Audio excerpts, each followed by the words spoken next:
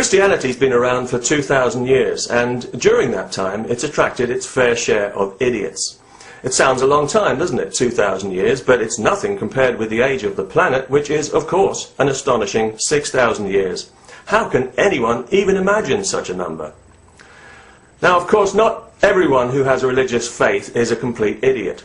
But a lot of stupid people do have faith because they're stupid. For the simple reason that believing is a hell of a lot easier than thinking. It takes time and effort to acquire knowledge, whereas any fool can acquire faith instantly and effortlessly. If it took effort, most people wouldn't bother with it. That's why it's all about lazy stuff, submission, surrender, don't ask questions, let your moral values be handed to you on a plate like a baby. Let ignorance be your crowning virtue, so that every piece of rational truth or common sense that comes your way becomes a test for your faith, and the more you resist, the more virtuous you are. Let that faith swell up inside your mind like an airbag, pushing out everything else, and then all your questions will be answered. Isn't that reassuring? No wonder faith is so popular. But how far does faith have to be stretched before it becomes just pure, unadulterated, dumb stupidity? When does embracing religion become the equivalent of undergoing an operation to have your IQ lowered?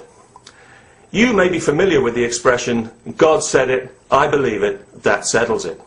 It's quite popular with the bumper sticker Christians, the creationist, cracker-barrel sages of the American Bible Belt, who find it useful as a kind of crude theological straight arm.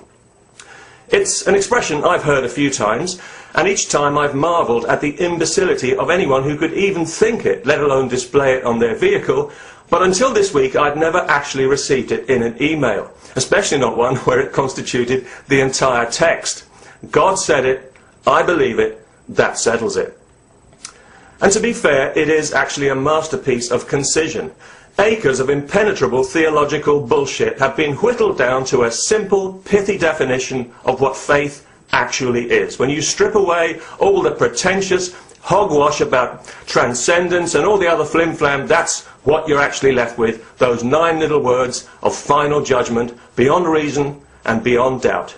If spoken, ideally they should be declaimed, loudly, repeatedly, and with fingers in ears, because this is a statement designed to be worn like a brass plate on the forehead, announcing, this mind is closed for business. We are not currently accepting any new ideas, thank you for your interest, because God said it, we believe it, that settles it.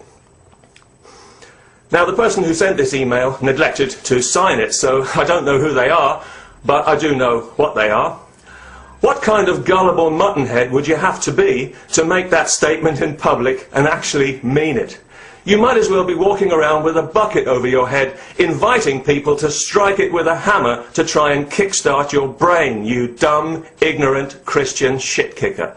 No offence, but those of us who don't believe that Jesus rode around on a dinosaur would be more inclined to the view that God didn't say it, that you're a complete moron, and that settles it, if you don't mind me saying so, and even if you do.